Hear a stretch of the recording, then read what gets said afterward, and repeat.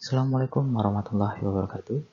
Mari kita mulai kuliah hari ini, kuliah Geografi Ekonomi, dengan membaca basmalah. Semoga apa yang kita pelajari hari ini bermanfaat dan bernilai barokah untuk kita semua.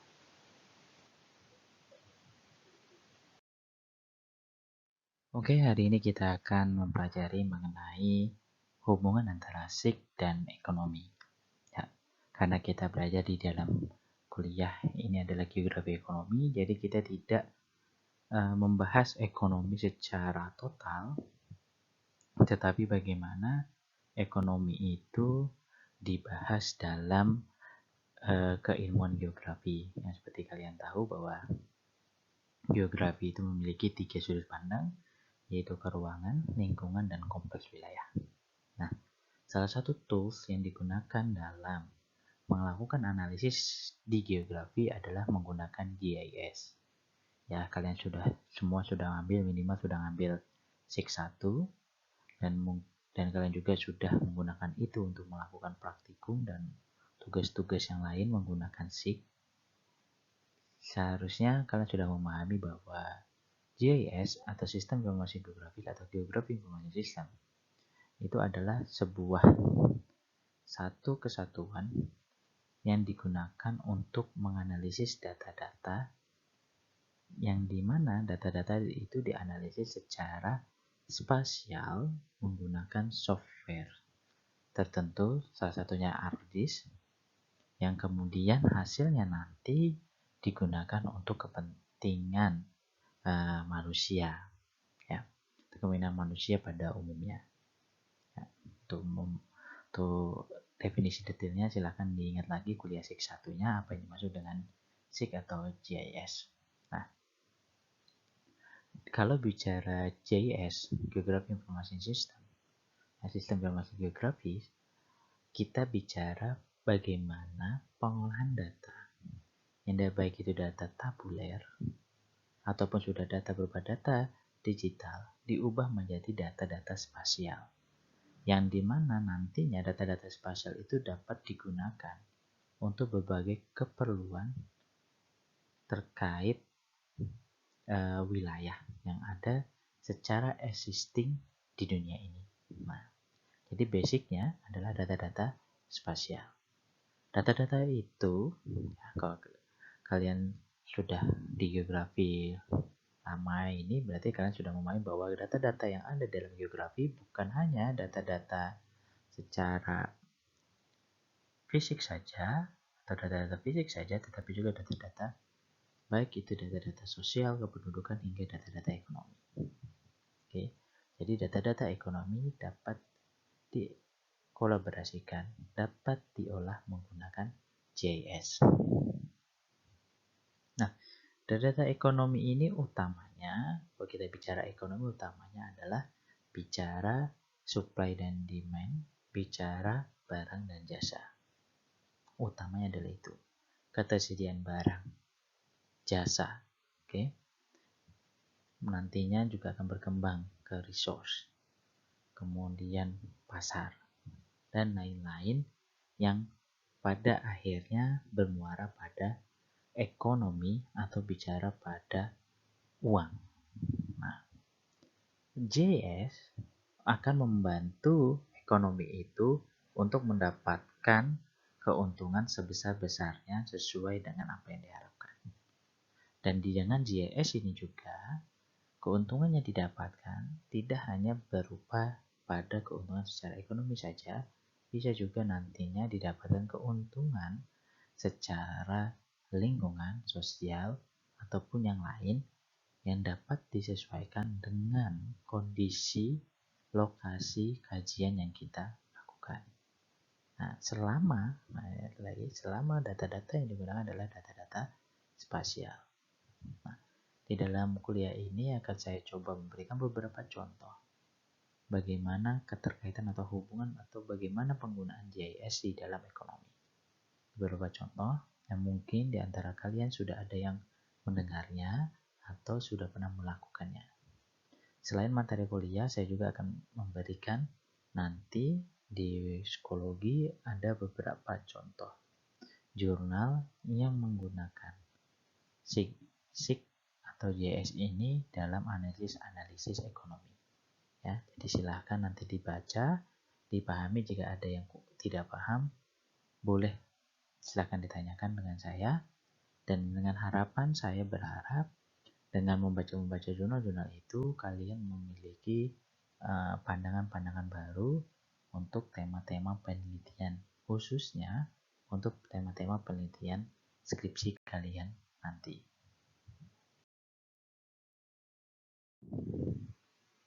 Oke, untuk contoh pertama adalah di bidang ekonomi adalah perubahan penggunaan lahan. Ya, datanya adalah data-data perubahan penggunaan lahan, baik itu citra biji foto untuk penginderaan jauh, data-data penginderaan jauh, baik itu yang foto udara ataupun yang dari citra satelit. Yang saya contohkan adalah dari citra satelit, di mana apa sih terapannya dalam bidang ekonomi untuk perubahan penggunaan adalah dengan mengetahui perubahan penggunaan lahan, khususnya mengetahui wilayah mana yang sudah menjadi lahan terbangun dan mana wilayah yang belum terbangun. Ya, kalau dari citra satelit kita bisa mengolahnya dengan pengolahan multispektral atau hyperspektral, sehingga nilai pikselnya bisa kita ubah untuk menjadi nilai-nilai yang menunjukkan mana wilayah yang sudah terbangun, mana yang belum terbangun. Kalau dari foto udara, kita bisa melihat secara langsung, secara jelas, mana yang berupa bangunan, mana yang masih lahan kosong atau pertanian ataupun hutan dan lain-lain. Nah, utamanya adalah dengan mengetahui mana wilayah yang sudah terbangun dan tidak terbangun, kita bisa mengetahui wilayah mana yang memiliki nilai lahan tertinggi. Oke, terlihat dari kepadatan bangunannya jika kita melakukan foto udara, atau dari luasan wilayah terbangunnya. Wilayah yang masih terbangun dengan warna, kalau misalnya di sini warna-warna merah, maka wilayah dengan warna merah yang lebih pekat adalah wilayah dengan jumlah lahan terbangun terpadat. Bisa diasumsikan wilayah itu adalah wilayah dengan harga lahan yang paling mahal. Oke. Atau dari sini, dari perubahan penggunaan lahan, jika kita mempunyai data temporal, misalnya kalau di sini dari 72 hingga 2005, kita bisa mengetahui arah perkembangan dari lahan terbangun itu. Mengarah kemana lah? Oke, trennya ke arah mana? Ke utara, ke selatan, oke, timur atau ke barat. Kalau misalnya kalau di Surakarta, Solo, kita bisa tahu apakah mengarah perkembangannya ke arah Sukoharjo dengan UMS dan UIN sebagai pusatnya, atau ke arah Karanganyar dengan UNS sebagai triggernya, atau ke arah Boyolali dengan bandara sebagai triggernya, atau kemana? Dengan melihat tren itu, kita bisa melihat bahwa daerah mana yang dapat kita gunakan sebagai lokasi investasi terbaik. Investasi apapun, investasi untuk permukiman, perumahan, atau untuk membangun industri baru, untuk membangun perdagangan baru, pasar baru, atau pertokoan. Nah, kita bisa melihat dari sini. Ini salah satu tools yang bisa kita gunakan dalam JS untuk ekonomi. Simpelnya seperti ini. Kalian bisa menggunakan ini. Ya. Ini bisa menjadi data dasar. Ini bukan menjadi data yang saklek bahwa nilainya kalau kondisinya seperti ini maka harga lahan yang paling tinggi di sana. Tetapi dengan punya data ini, kita sebagai seorang geograf memiliki bekal dasar untuk melakukan survei ke lapangan. Kita bisa tahu, lokasinya di sini. Yang padat itu ada di tengah kota. Yang masih belum padat ada di sebelah timur. Berarti, secara tidak langsung, kalau ingin membeli tanah, paling cocok ada di sana. Tetapi, jika melihat arah perkembangannya, maka wilayah timur ini akan menjadi wilayah dengan harga tanah yang mahal. Karena trennya, arah perkembangan wilayahnya mengarah ke arah timur. Itu bisa menjadi pola pikir kalian dalam melakukan bisnis. Nah, ini contoh yang pertama, perubahan penggunaan lahan.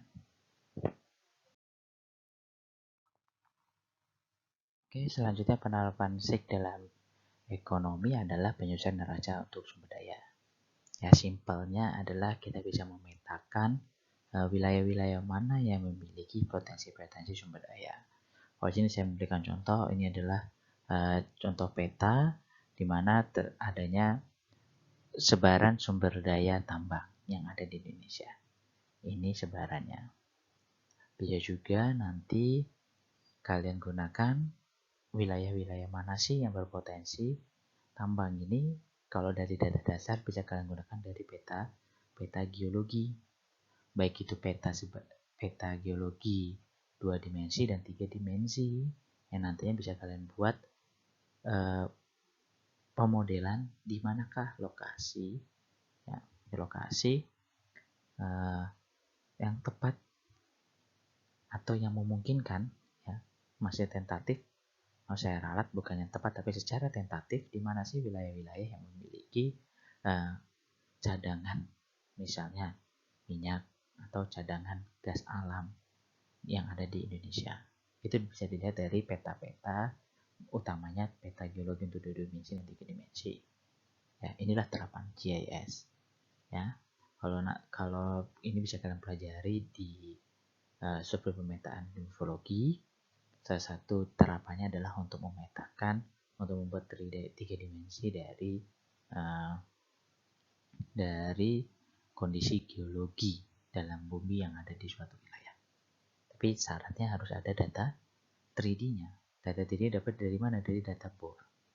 Data bor yang menunjukkan ada apa saja lapisan-lapisan batu yang ada di suatu wilayah. Ini yang pertama. Oke. Kalau misalnya kalian tidak punya data itu, bisa kalian lakukan seperti peta yang saya tampilkan ini. Kalian bisa memilih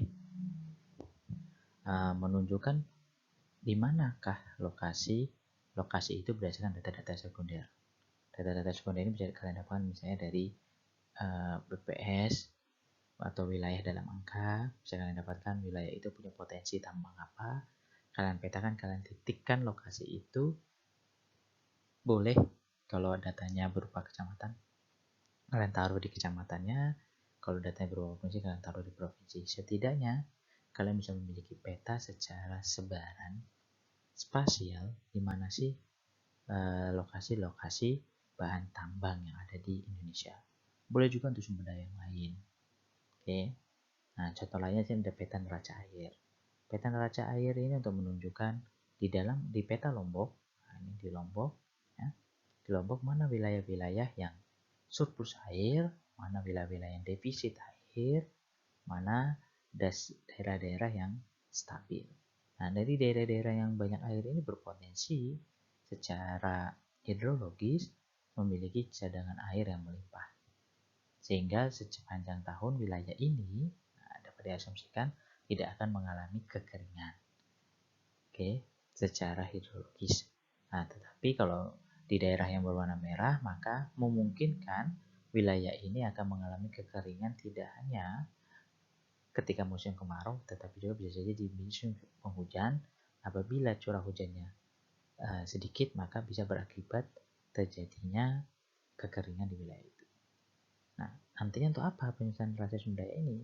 Nantinya digunakan untuk menggali potensi dan permasalahan di suatu wilayah secara fisik, minimal itu. Oke. Nanti dengan tahu potensi dan masalahnya secara fisik, kalian bisa melakukan perencanaan wilayah yang tepat. Oke. Nah, ini yang akan bisa kalian buat. Ya. Yang hal lainnya di sini kalau untuk bicara mitigasi bencana, kalau kalian datang dengan bencana, peta neraca air ini saya contohkan. Peta neraca air ini bisa kalian gunakan untuk melihat wilayah mana yang berpotensi kekeringan, memiliki ancaman kekeringan secara hidrologis. Bisa juga nanti kalian kaitkan dengan klimatologisnya. Bagaimana peta hujannya? Bagaimana garis-garis hijau-hijaunya? Di mana wilayah yang dengan curah hujan tinggi? Mana wilayah yang rendah? Atau bisa kalian kaitkan nanti dengan cadangan air tanahnya. Mana wilayah yang cadangan air tanahnya rendah, mana yang tinggi, dan seterusnya. Ini contoh lainnya. Yang secara ekonomi tentunya kalau bahan tambang, jadi potensi tambang itu akan meningkatkan sektor ekonomi di wilayah itu dari tambang. Ya bisa kalian bisa gunakan itu untuk meningkatkan PDRB wilayah kalian secara tambang. Tapi kalau untuk neraca air bisa kalian gunakan juga untuk distribusi air agar tidak terjadi kekeringan yang nantinya ketika terjadi kekeringan itu akan berpengaruh pada sektor-sektor ekonomi yang ada di wilayah-wilayah yang kekeringan. Sektor-sektor ekonomi bisa mati atau bisa tidak bergerak karena wilayah itu kekurangan air. Oke, ini terapan yang kedua. Contohnya adalah penyusunan neraca untuk sumber daya. Nah, untuk contoh yang ketiga adalah pemetaan jejaring jaringan jalan. Nah, ini bisa kalian gunakan untuk apa? Digunakan untuk melihat aksesibilitas dari setiap wilayah. Yang kalau kalian tampalkan, kalian tampalkan dengan potensi sumber daya alam tadi, kalian bisa melihat apakah potensi sumber daya alam, misalnya bahan tambang itu ada lokasinya ada di mana, apakah aksesnya sudah bagus. Kalau belum, maka kalian harus memperbaiki aksesnya. Ketika aksesnya bagus, maka kalian bisa lebih banyak mengeksplorasi, bisa lebih banyak memanfaatkan bahan tambang yang ada di suatu wilayah. Atau kalau bicara ekonomi, kalian bisa melihat apakah jalur transportasi darat khususnya di sini itu sudah efektif dan efisien. Apakah setiap jejaring itu sudah mengambil rute paling efektif dan paling efisien dari supplier, dari produsen ke konsumen, atau dari produsen ke pasar, apakah sudah tepat jejaring itu. Kalau belum, bisa kalian bangun jalan baru yang membantu untuk mengefektifkan kegiatan ekonomi yang ada di wilayah kalian. Atau kalian bisa meningkatkan status jalannya. Yang awalnya jalan lokal kalian tingkatkan jadi jalan provinsi, atau dari provinsi kalian tingkatkan jadi jalan nasional. Karena apa? Ketika tingkatan level jalan itu meningkat, maka jenis kendaraan yang bisa lewat pun akan berbeda. Oke, dan luasannya, lebarnya pun akan berbeda. Jalan lokal bisa untuk 2 mobil papasan, jalan provinsi bisa 4 jalur, jalan nasional bisa lebih dari 4 jalur, oke, dan seterusnya. Atau kalian membangun jalan tol. Jika menurut kalian lebih efektif dan efisien jika membangun jalan tol di wilayah kalian untuk membantu perkembangan ekonomi di suatu wilayah. Nah, jejaring jaringan jalan ini juga tidak hanya untuk membantu kegiatan ekonomi, tetapi juga dengan melakukan pemetaan ini, kalian bisa melakukan maintenance. Oke, berapa luas, panjang jalan yang ada di wilayah kalian? Kalian ukur, kalian hitung berapa panjangnya. Berapa panjang yang jalan provinsi, berapa panjang jalan nasional, berapa panjang jalan tolnya, berapa panjang jalan lokalnya. Sudah tahu berapa luasan panjangnya, kalian bisa melakukan estimasi perawatan per tahun berapa. Oke, ini kalau bicara pemerintahan. Dan juga kalau bicara pemerintahan, bisa kalian lihat juga. Kalian bisa melihat wilayah mana yang kondisinya, kondisi lahannya, kondisi tanahnya yang kembang kerutnya tinggi. Berarti wilayah itu akan berpotensi terjadi kerusakan jalan lebih cepat dibandingkan wilayah yang lain. Atau bisa kalian bandingkan juga, kalian tampalkan juga, kalian overlay juga dengan bencana longsor atau kelerengan untuk melihat wilayah-wilayah, mengevaluasi wilayah-wilayah mana yang jalannya berpotensi untuk terjadi longsor. Nah, ketika itu terjadi, kalian bisa memilih apakah memindahkan jalur atau memperbaiki kondisi di sekitar jalan itu agar tanahnya stabil, tidak terjadi longsor, dan seterusnya. Yang nantinya ketika jalan ini menjadi lebih baik, menjadi lebih aman, maka ataupun juga tidak hanya aman, tetapi juga misalnya lebih efektif dan lebih efisien dalam membantu kegiatan ekonomi, baik menghubungkan antara produsen dan konsumen ataupun produsen dengan pasar yang kemudian nanti ke konsumen, pada akhirnya maka kegiatan ekonomi di wilayah kalian atau di lokasi contohnya di sini di Aceh akan menjadi lebih optimal, menghasilkan keuntungan yang lebih tinggi bagi wilayah itu, ditunjukkan dengan PDRB yang semakin meningkat. Contoh lainnya di bidang ekonomi ya untuk mengembangkan rencana tata ruang. Yang salah satunya di dalam rencana tata ruang ini adalah untuk meletakkan, merencanakan wilayah-wilayah yang dapat menjadi potensi untuk kegiatan-kegiatan ekonomi. Ya, kalau di dalam rencana tata ruang, maka kegiatan ekonomi itu menjadi dua, utamanya adalah untuk mengetahui di mana pasar dan juga di mana wilayah pertokoan, perdagangan dan jasa.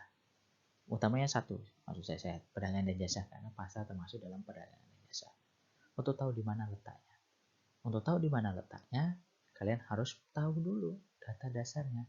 Di mana sebaran pertokoan yang existingnya ada di mana. Saat ini tahun 2020 di mana area pertokoannya, di mana pasarnya. Setelah tahu di mana area existingnya, kalian bisa memprediksi kira-kira ke depannya wilayah mana yang akan berkembang untuk menjadi pusat ekonomi baru. Nah, ketika kalian tahu arahnya akan kemana, kalian bisa merencanakan itu menjadi kegiatan ekonomi baru di masa depan.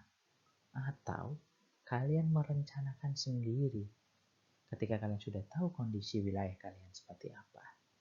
Wilayah mana yang tertinggal, wilayah mana yang berkembang pesat, maka kalian bisa merencanakan, merekayasa wilayah yang belum berkembang itu untuk menjadi berkembang, dibantu, di-trigger, dipicu dengan kalian membangun pusat-pusat kegiatan ekonomi di sana. Yang nantinya ditunjang dengan aksesibilitas dan fasilitas-fasilitas yang lain. Tetapi upaya awalnya adalah dengan mengetahui data-data ekonomi. Data-data ekonomi adalah di mana pemukiman existingnya, di mana lokasi permukiman yang padat, di mana jalur yang berkembang lebih pesat dari tahun ke tahun, trennya bagaimana. Dan juga data-data ekonomi ini berupa data-data kalau misalnya wilayahnya lebih luas berupa provinsi atau kabupaten, data-datanya untuk perencanaan wilayahnya berupa data-data di mana sih sumber-sumber daya alam yang ada di wilayah itu.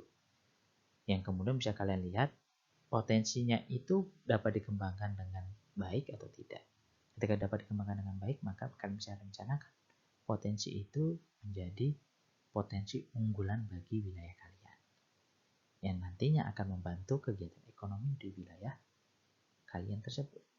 Oke, nah inilah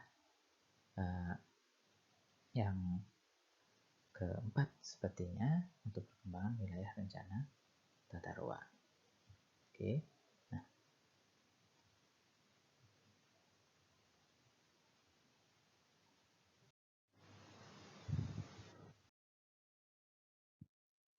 ini contoh ya, ini saya berikan contoh untuk bagaimana pola pikir dari antara JIS dengan ekonomi.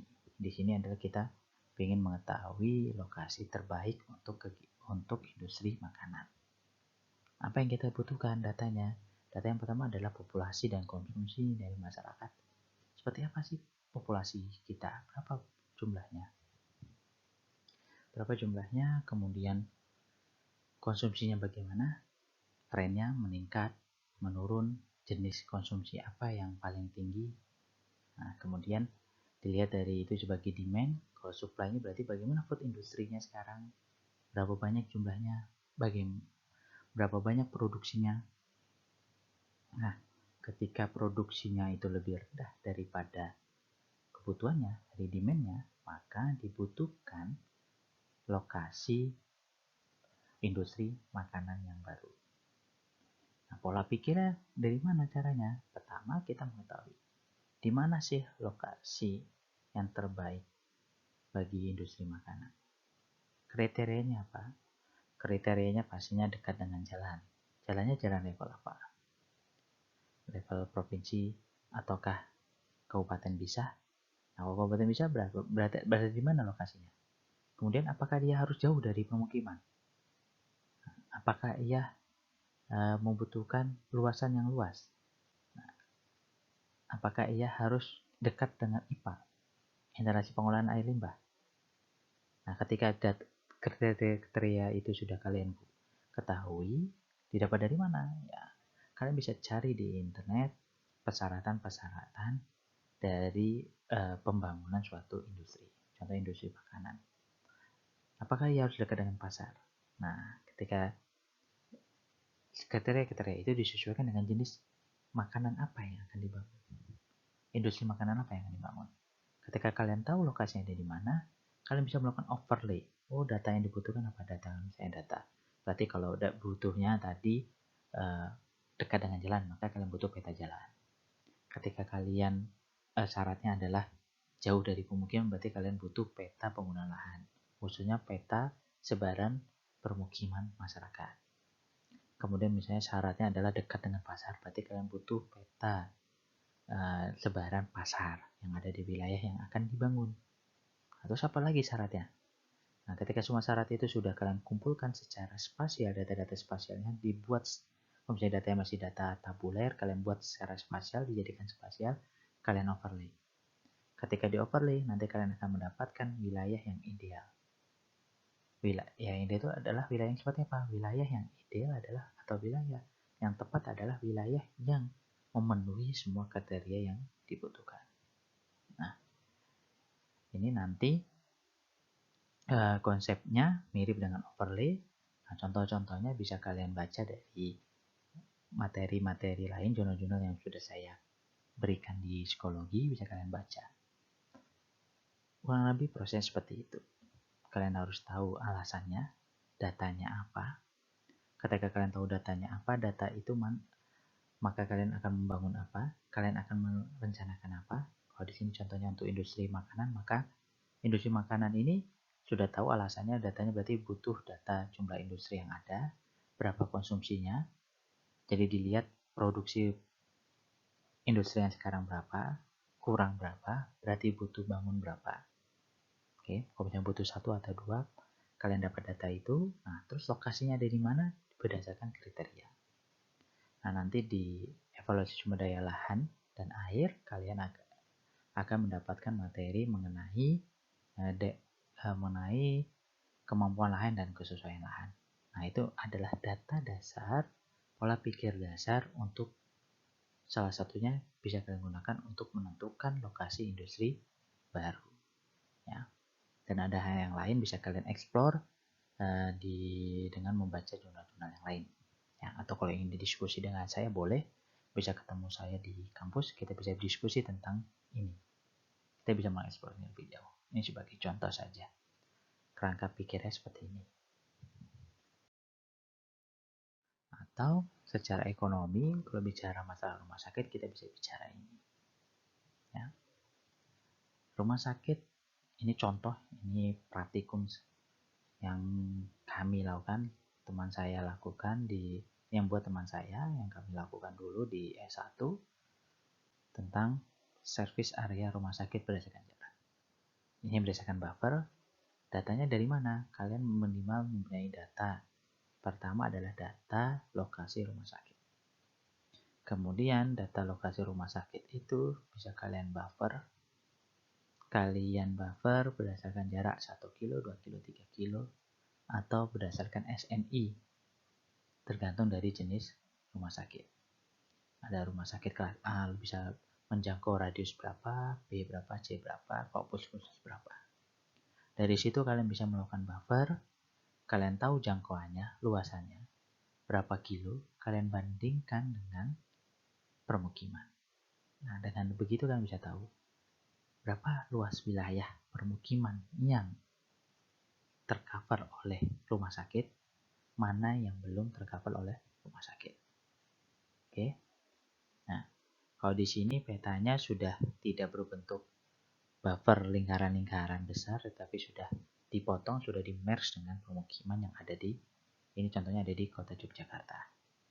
Nah, terlihat bahwa hampir semua sudah tercover di kota Jogja. Ya, ditandai dengan warna hijau ke hitam, hijau yang kehitaman dan hijau muda. Ini datanya. Secara ekonomi bagaimana? Secara ekonomi, jika kalian punya data rumah sakit existing, kemudian kalian tahu jangkauannya seluas apa, kalian bisa membangun rumah sakit baru sebagai rumah sakit swasta untuk mengambil pasien di wilayah yang berada di jangkauan terjauh dari rumah sakit yang existing. Nah, itu menjadi potensi secara ekonomi. Oke, atau kalian ingin membangun klinik, membangun misalnya rumah sakit bersalin, atau kalian ingin merencanakan jika nanti orang tua kalian atau kalian nanti punya usaha bisnis untuk bidang kesehatan, kalian bisa tahu di wilayah mana sih yang belum jenuh, wilayah mana sih yang sudah jenuh terhadap fasilitas kesehatan. Kalau belum jenuh, kalian bisa membangun di sana. Karena apa? Karena itu kalian bisa mendapatkan market, mendapatkan konsumen yang jauh lebih banyak dan tidak bersaing dengan usaha-usaha ekonomi yang lain. Nah, ini contoh lainnya. Bisa kalian manfaatkan. Nah, ini kalau di UMS masih jarang sekali yang seperti ini. Ya, untuk membuat penelitian-penelitian yang berdasarkan luasan area servisnya atau keterjangkauan dari wilayahnya. Masih belum banyak yang bicara ini. Jadi ini menjadi peluang bagi kalian jika kalian ingin melihat ini. Oke. Nah, itulah beberapa contoh yang bisa saya berikan. Masih banyak sekali contoh yang bisa dipakai. Ya, contoh-contoh itu bisa kalian baca nanti di jurnal-jurnal, beberapa jurnal yang saya berikan. Tenang saja, jurnal-jurnalnya ada yang bahasa Indonesia juga. Jadi bisa kalian baca, mungkin bisa kalian adopsi, bisa menjadi ide baru, ide segar bagi kalian untuk tema-tema skripsi, ya, tema-tema skripsi yang menurut saya harus lebih fresh, harus lebih variatif dibandingkan tema-tema yang sudah dilakukan oleh kakak tingkat kalian. Oke, nah itu saja materi dari saya. Kurang lebihnya saya mohon maaf. Apabila ada pertanyaan, silakan bertanya. Boleh melalui WA, boleh langsung di psikologi, atau via email, ataupun bisa bertemu langsung di kampus ketika saya ada di kampus. Nah, itu saja dari saya akhiri. Assalamualaikum warahmatullahi wabarakatuh.